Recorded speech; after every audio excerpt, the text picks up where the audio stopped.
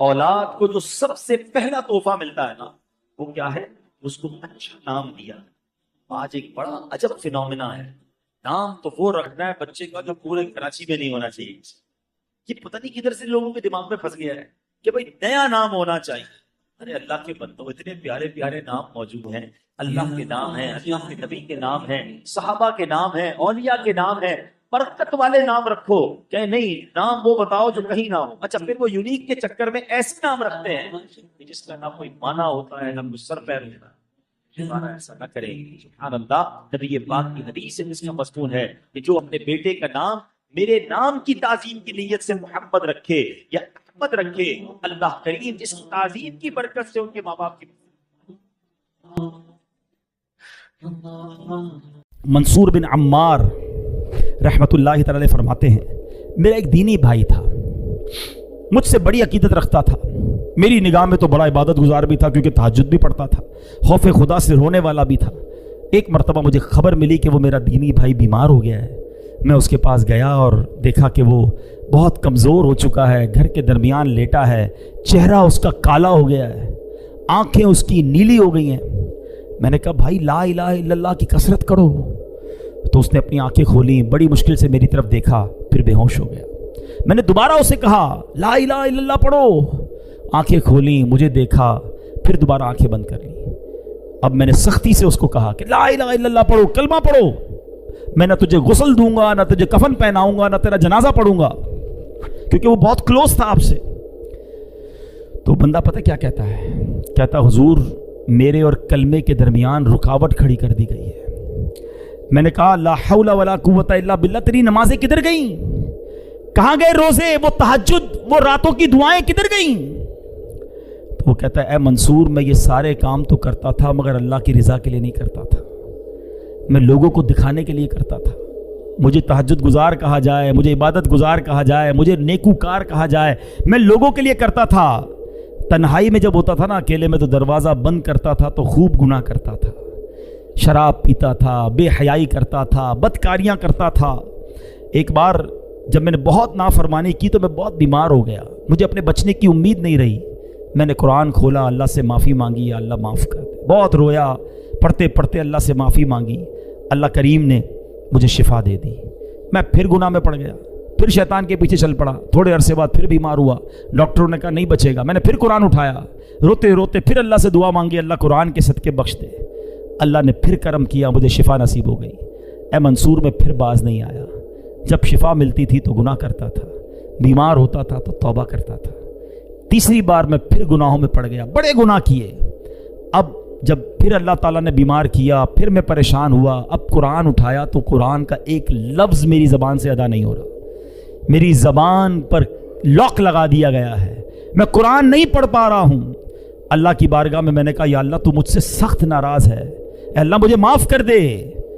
کہتا ہے منصور مجھے غیب سے آواز آئی کہ جب تو بیمار ہوتا ہے تو توبہ کرتا ہے، جب تندرست ہو جاتا ہے تو گناہ کرنے لگ جاتا ہے، جب تکلیف میں مبتلا ہوتا ہے تو اللہ کو یاد کرتا ہے، روتا ہے، اور جب اللہ پاک تجھے نجات دیتا ہے تو پھر گناہوں میں پڑ جاتا ہے۔ کیا تجھے موت کا خوف نہ تھا؟ تو عقل رکھتا ہے، سمجھ رکھتا ہے، پھر بھی غفلت میں پڑا رہا۔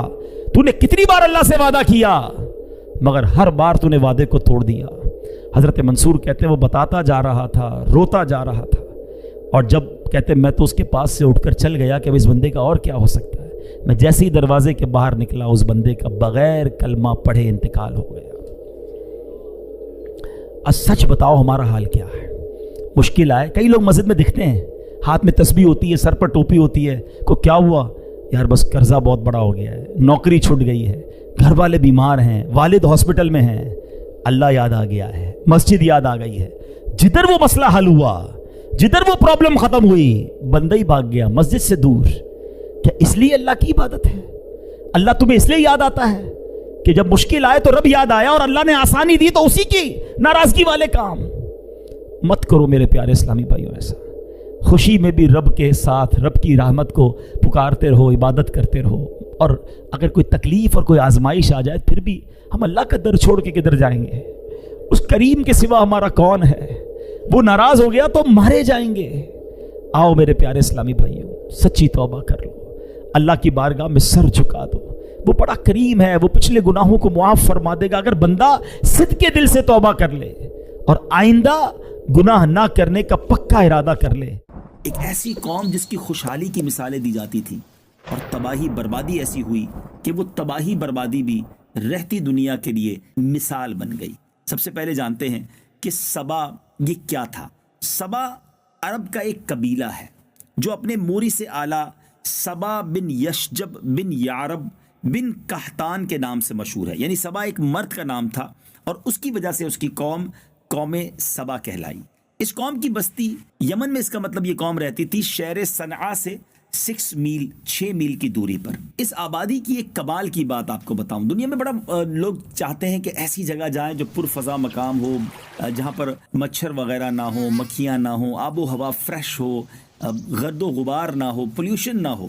سبحان اللہ، یہ قوم ایسی تھی کہ اس کی آبادی کی آب و ہوا اور زمین اتنی صاف تھی، اس قدر لطیف و پاکیزہ تھی کہ نہ اس میں مچھر، نہ مکھی، نہ پسو، نہ کھٹمل، نہ بچھو، یعنی اس طرح کے حشرات الارض بھی نہیں تھے۔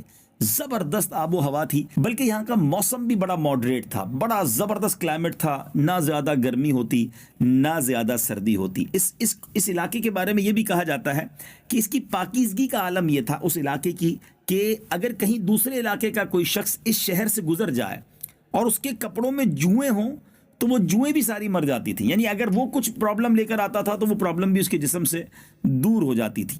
اچھا، اب اس قوم کے پاس ایسے پھل تھے، ایسے زبردست باغات تھے کہ اس میں کثیر پھل لگتے تھے، بلکہ اتنے پھل لگتے تھے اور اس طرح وہ پھل گرتے تھے کہ اگر کوئی شخص اپنے سر پر ٹوکرا اٹھا کر چلے تو بغیر ہاتھ لگائے قسم قسم کے پھلوں سے وہ ٹوکرا بھر جاتا تھا۔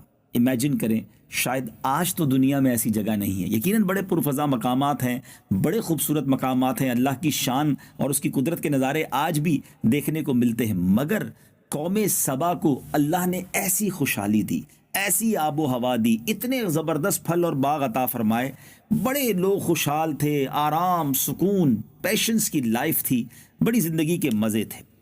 لیکن اب گڑبڑ کہاں شروع ہوئی کہ جب اتنی ساری نعمتیں ملی، اتنی ساری آسائشیں ملی، تو ہونا کیا چاہیے تھا؟ اللہ کا شکر ادا کرتے، اللہ کی نعمتوں پر رب کی بارگاہ میں سربسجود ہوتے، مگر ان نعمتوں نے، اس مال نے، اس آسانی نے اس قوم کو سرکش بنا دیا۔ وہ قوم جو ہے وہ معاذ اللہ تکبر میں مبتلا ہو گئی اور کچھ اپنے آپ کو سمجھنے لگی۔ اللہ تبارک و تعالیٰ نے اس قوم کی ہدایت کے لیے یکے بعد دیگرے 13 نبیوں کو بھیجا۔ 13 انبیاء کرام قوم سبا کے پاس گئے اور قوم کو اللہ کی نعمتیں یاد دلاتے رہے کہ دیکھو اللہ نے تمہیں کتنا اچھا رکھا ہے، اور اللہ کے عذاب سے ڈراتے رہے۔ اللہ اکبر، مگر ان سرکش لوگوں نے اللہ کے نبیوں کو جھٹلایا، ڈینائی کیا، ان کی بات نہ مانی، اتنی ساری نعمتوں کے ہوتے ہوئے وہ شکر گزار نہ بنے۔ اور اس قوم کا ایک سردار تھا جس کا نام حماد تھا، وہ ایک متکبر، بڑا پراؤڈی اور سرکش آدمی تھا۔ اس کا ایک لڑکا تھا اور اس کا جب لڑکے کا انتقال ہو گیا تو اس نے آسمان کی طرف تھوکا، معاذ اللہ، یعنی اپنے کفر کا اعلان کر دیا، اللہ سے بغاوت کا اعلان کر دیا، اور اعلانیہ لوگوں کو کفر کی دعوت دینے لگا، اور جو کفر سے انکار کرتا اس کو قتل کر دیتا۔ اللہ عز و جل کے نبیوں سے نہایت بے ادبی، تکبر اور پراؤڈ والے لہجے میں کہتا کہ آپ لوگ اللہ سے کہہ دیجئے کہ وہ اپنی نعمتوں کو ہم سے چھین لے۔ آپ ڈراتے نا ہمیں کہ نعمتیں چلی جائیں گی اور یہ اللہ نے دی ہیں، ہم شکر نہیں کریں گے تو چلی جائیں گی، تو آپ کہیے رب سے وہ چھین لے ہم سے۔ یعنی وہ یہ سمجھنے لگا تھا کہ یہ سب کچھ ہمارا ہے، اللہ کا نہیں ہے۔ معاذ اللہ، کیسے چھینے گا، کیسے جائے گی یہ ساری مال و دولت، یہ آسائشیں، اتنی اچھی آب و ہوا، لوگ مثالیں دیتے ہیں آل اوور دا ورلڈ، اس علاقے کی جناب خوبصورتی کی مثالیں دی جاتی ہیں، سب ہم سے کیسے چھن سکتا ہے؟ اب جب اس حماد نے اس طرح تکبرانہ لہجے میں، عصیان سے بھرپور لہجے میں جب یہ کہا، اور اس کا عصیان، طغیان بہت بڑھ گیا، نافرمانی بہت بڑھ گئی، تو اللہ تعالیٰ نے اس قوم پر بڑا عجیب عذاب بھیجا، اس قوم پر سیلاب آیا۔ ناظرین، یہ سیلاب کیسے آیا؟ قوم سبا کی بستی کے کنارے پر پہاڑوں کے دامن میں بند باندھ کر، یعنی آج کل جو ڈیم بنائے جاتے ہیں کہ بڑے بڑے گیٹ لگا کر یا بڑی بڑی دیواریں لگا کر پانی کو روکا جاتا ہے اور اس پانی کا پھر استعمال کیا جاتا ہے، تو بڑے اچھے انداز میں بند باندھ کر ملکہ بلقیس نے 3 بڑے بڑے تالاب نیچے اوپر بنا دیے تھے تاکہ پانی سٹور رہے اور اس قوم کے کام میں آئے۔ مگر اللہ کی شان دیکھیں، ایک چوہے نے اللہ کے حکم سے اس بند کی دیوار میں سوراخ کر دیا۔ سوراخ تو چھوٹا سا تھا، چوہا کتنا بڑا سوراخ کرے گا، مگر اب وہ سوراخ بڑھتا رہا پانی کے پریشر سے، اور ایک بہت بڑا شگاف بن گیا، اور اس کے بعد بند کی دیوار ٹوٹی، اور ناگہاں بڑی تیزی کے ساتھ ایک بڑے ریلے کی صورت میں وہ سیلاب جو ہے اس بستی میں آ گیا۔ لوگ سکون سے گھروں میں بیٹھے تھے، چین کی بانسری بجا رہے تھے، کوئی ٹینشن نہیں تھی کہ اچانک ایسا سیلاب آیا کہ اس کے دھاروں نے اس بستی کو غارت کر دیا۔ ہر طرف بربادی اور ویرانی کا دور دورہ ہو گیا۔ جب یہ سیلاب آیا تو ساری مال و دولت، سارے باغات، سب کے سب اس میں غرق ہو گئے۔ اتنا زبردست سیلاب تھا کہ پوری بستی ریت کے تودے میں دفن ہو گئی۔ یہ قوم تباہ و برباد ہو گئی، اور اس کی بربادی ایسی ہوئی کہ پہلے اس قوم کی مثال خوشحالی کے ساتھ دی جاتی تھی، اور اب یہ قوم رہتی دنیا کے لیے بربادی کی مثال بن گئی، ایگزامپل بن گئی کہ دیکھو قوم سبا کیسے برباد ہوئی تھی۔ پھر ہوا کیا؟ عمدہ اور لذیذ پھلوں کے جو باغات تھے ان کی جگہ جھاؤ اور جنگلی بیروں کے خاردار اور خوفناک جنگل اگ گئے، اور یہ قوم عمدہ اور لذیذ پھلوں کو ترس گئی۔ اللہ اکبر۔ اس قوم کے بارے میں آتا ہے کہ ان کے خوبصورت باغوں کو ایسے 2 باغوں میں بدل دیا گیا جو کڑوے اور انتہائی بد مزہ پھل والے تھے۔ اس میں جو لوگ یعنی ان پھلوں کو کھا بھی نہیں سکتے تھے، ترس گئے کہ وہ قوم جس کے درخت پھلوں سے لدے رہتے تھے لذیذ، اب وہ کڑوے پھلوں والے درخت اور باغات بن چکے تھے۔ اس واقعے کے بارے میں علامہ احمد ساوی علیہ رحمۃ اللہ تعالی علیہ فرماتے ہیں کہ اس واقعے کو بیان کرنے سے مقصود پیارے آقا علیہ الصلوۃ والسلام کی امت کو نصیحت کرنا، وہ ان کے انجام سے عبرت حاصل کریں، اور اللہ تعالیٰ نے انہیں جو نعمتیں عطا کی ہیں ان پر اللہ تعالیٰ کا شکر ادا کریں، اور اگر وہ ایسا نہ کریں گے تو انہیں بھی ایسے حالات کا سامنا کرنا پڑ سکتا ہے۔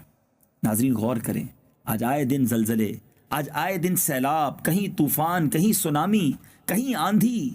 اب غور کریں یہ سب کچھ کیوں ہو رہا ہے؟ کہیں ایسا تو نہیں کہ ہم بھی اللہ کی ناشکری کر رہے ہیں، ہم بھی اللہ کی نعمتوں کا شکر ادا نہیں کر رہے؟